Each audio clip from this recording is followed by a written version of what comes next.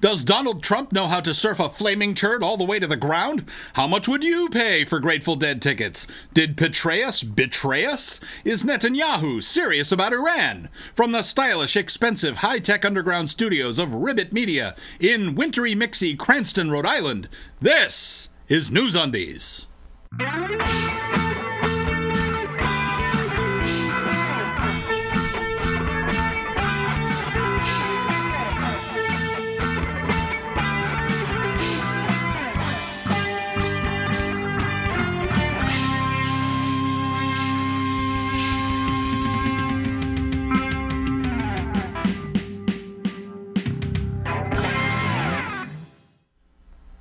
For March 6th, 2015, this is NewsUndies, all the news that shouldn't be news. I'm Paul Torville with these headlines. Everybody's favorite peachy-skinned windbag with the pale orange mane of cotton candy, Donald Trump, has shown an uncanny ability to surf a flaming turd all the way to the ground. At the Conservative Political Action Conference this week, Trump mentioned that he still isn't convinced that President Obama was born in the United States. Hey, if Ted Cruz is American enough to qualify, Barack Obama is American enough. End of story. He then told button-eyed Fox News sock puppet Sean Hannity that he, Trump, possesses the negotiating skills necessary to solve both the Iran problem and the ISIS problem. I'm convinced.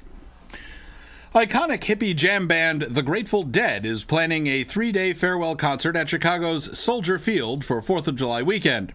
Face value for tickets ranged from $60 to $200.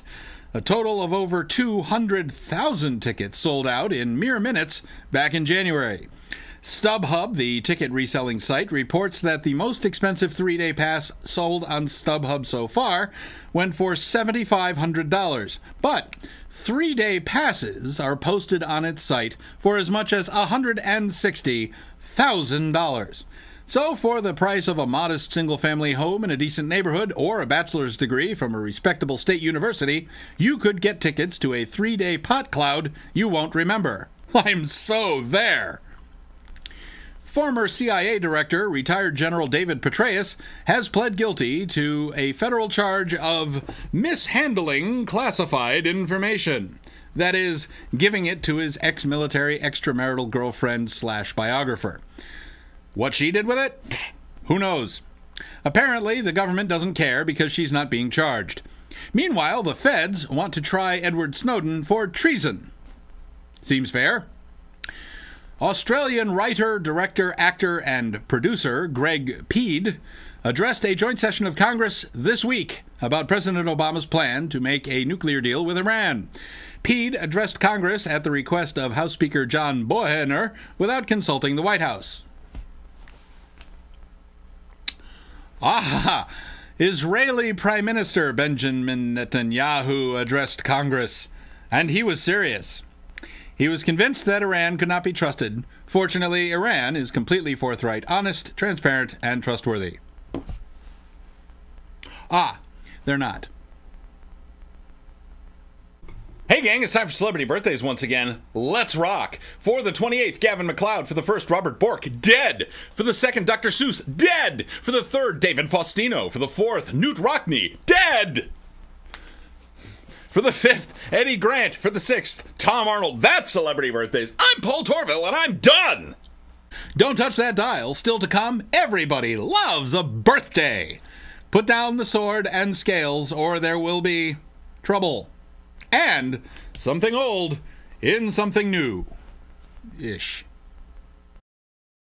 Whether you prefer post-industrial vampire trance music or neo-gothic nerdcore speed thrash, Royal Records is the record store for you! Royal Records has albums and cassettes from many of your favorite artists, including The Letterman, The Righteous Brothers, The Insane Clown Posse, The Slipknots, and The Nine Inch Nails. No matter your taste, you'll find the records and tapes you love at Royal Records, Main Street, downtown. Open weekdays from 10 to 4.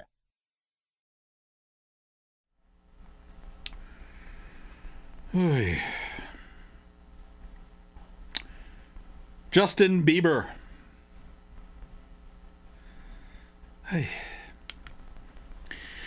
As police departments across the United States deal with accusations of unfair treatment, excessive force, and brutality from minorities, the LAPD decided to present an over-the-top confrontation, apparently over a tent, which left one Skid Row resident dead from a barrage of gunfire from multiple officers.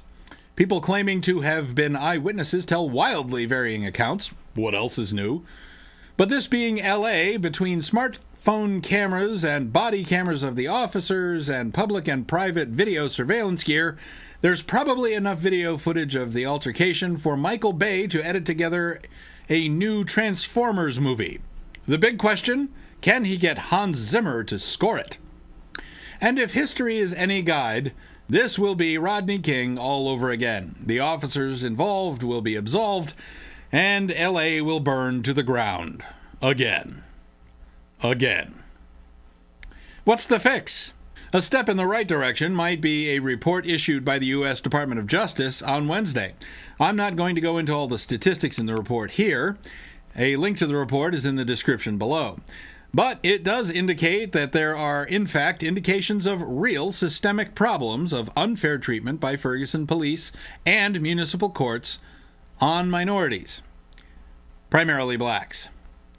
This report is distilled from data gathered by the department following the shooting of unarmed black teen Michael Brown by white Ferguson police officer Darren Wilson. This is not a bunch of disconnected anecdotes from paranoiacs with persecution complexes. This is data culled from the records of the Ferguson Police Department and municipal courts. So clearly, the leadership there was fairly confident that no one anywhere ever either would read the records or understand what they meant. Either that, or the police and municipal courts in Ferguson are so disconnected from what's going on in the world that they just shrugged and kept on keeping on. Neither possibility is particularly flattering to the leadership in Ferguson's justice system. Bottom line, any time of year is a great time to get the hell out of Ferguson, Missouri.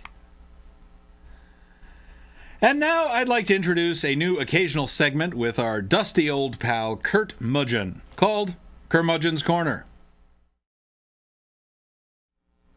When I was a kid, you could buy a loaf of bread for a nickel. A car cost $1.50, and you could buy a modest single-family home for $12. It's been a while since I've paid attention to the costs of things, but recently I've realized that things are more expensive. A lot more. Even recent price increases seem startling.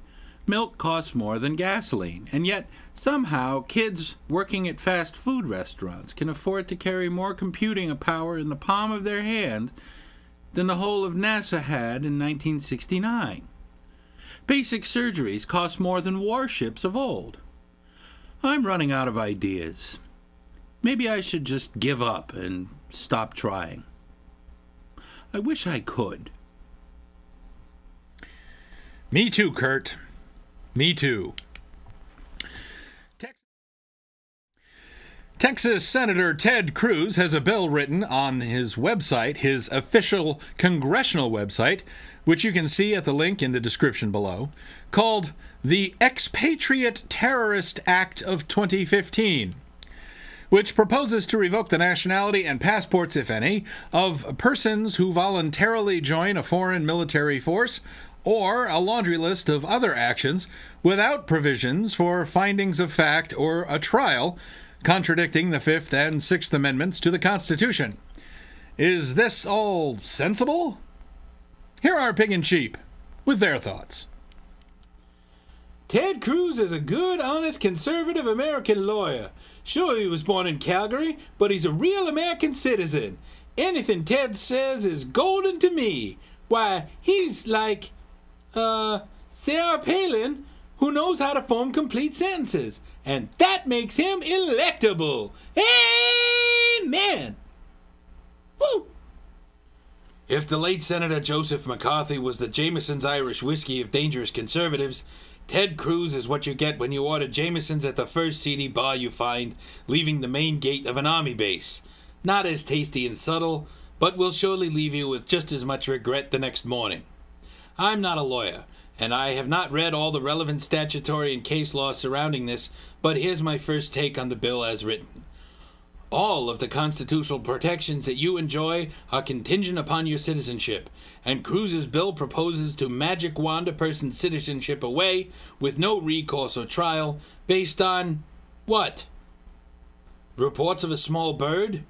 A song heard on the wind? Planetary alignment?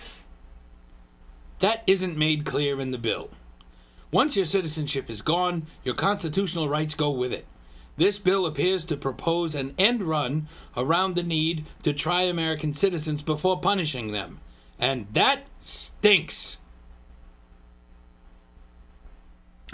That's what Pig and Sheep think. What are your thoughts? Email them to ovcomments@newsundies.com. And now, here's Paul Torville with your exclusive Pastcast weather.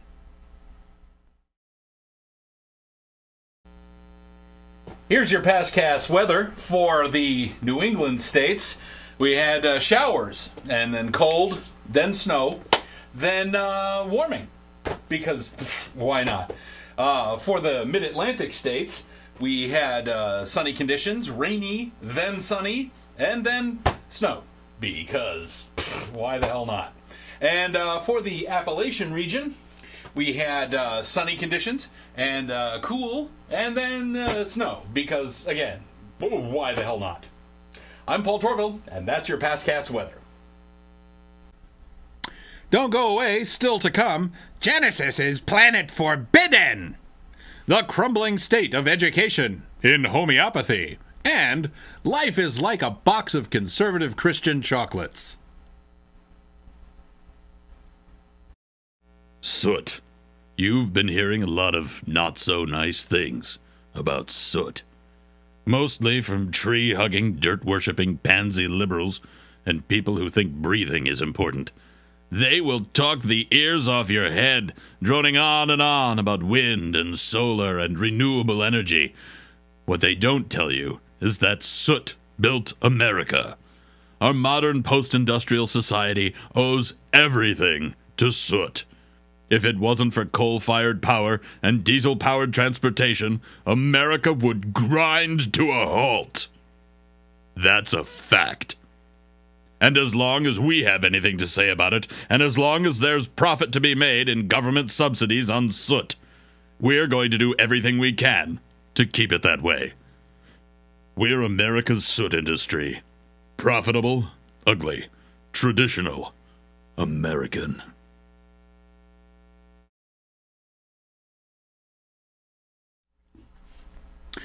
Prior to his career-making role, this Boston-born Ukrainian-Jewish actor, writer, director, producer, and singer appeared in many television series, including Colt 45, Bonanza, The Rebel, Two Faces West, Rawhide, The Untouchables, The 11th Hour, Perry Mason, Combat, and The Outer Limits, The Virginian, and even Get Smart. Later, he appeared in Night Gallery, Columbo, and the made-for-TV movie A Woman Named Golda. He starred in the 1978 remake of Invasion of the Body Snatchers and narrated the TV series In Search Of. He found success on the stage, in art photography, and as a voice actor. He wrote prose, poetry, and plays. He directed several successful feature films and recorded 5 albums. Look who's dead! It's Leonard Nimoy. And now, here's Moose Weintraub with a Sports Half Minute. Weintraub Sports Half Minute. It's a whole half minute of sports. 30 seconds of sports. Who's Weintraub Sports Half Minute? This is your Sports Half Minute. I'm Moose Weintraub. Former NBA point guard Steve Francis had a necklace stolen from around his neck at a rap concert in Houston. Source Diddy, the manager for the rap act Source Twins, said he would get the necklace back for Steve. Not quite sure how this is a sports story. Actually,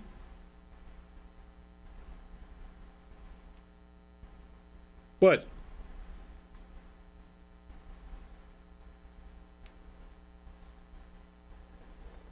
Weintraub Sports Half Minute.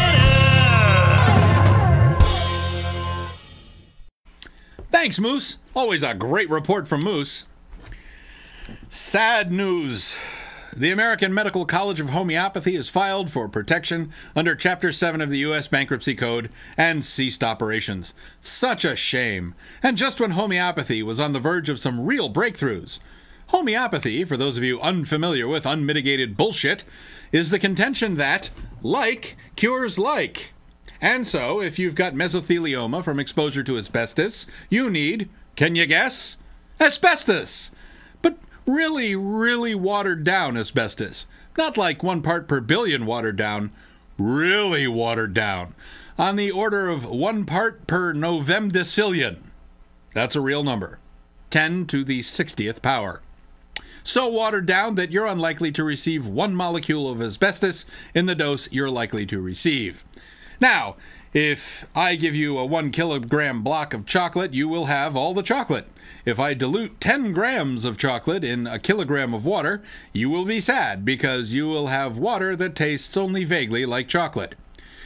If I take 10 grams of that dilution and dilute it in a kilogram of water and do that 58 more times and give you 1 sip of it, that will cure you of all the hurt that chocolate has put on you in the first place.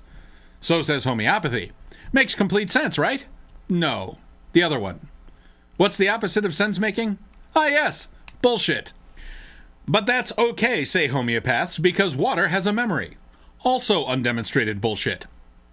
When the school closed, it was accredited and in good standing with the Accreditation Commission for Homeopathic Education in North America, a completely made-up bullshit thing established to lend credibility to the completely made-up bullshit of homeopathy.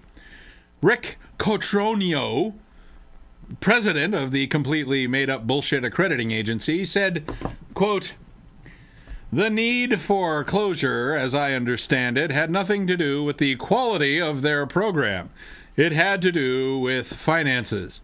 We were sad to see them close their doors." End quote.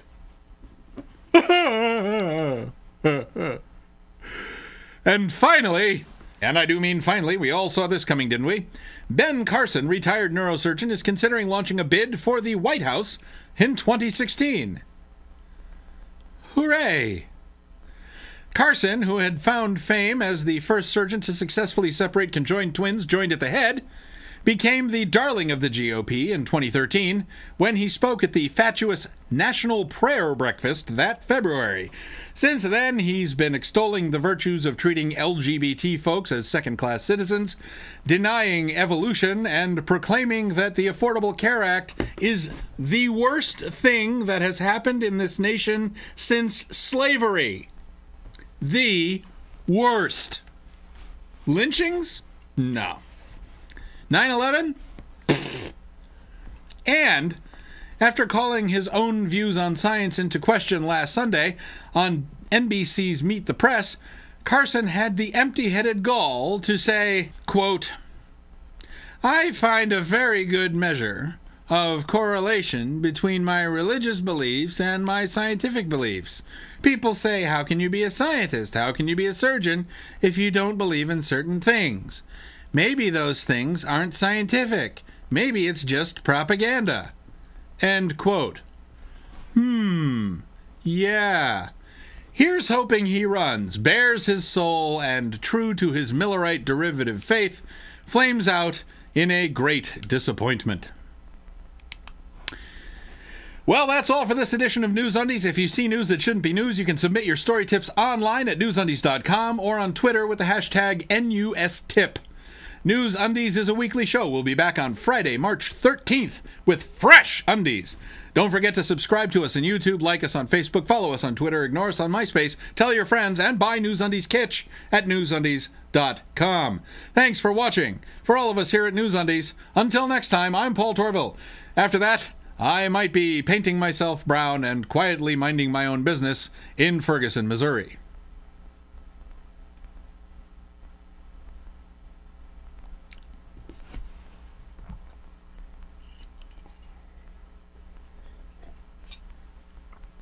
Seriously, don't count on that.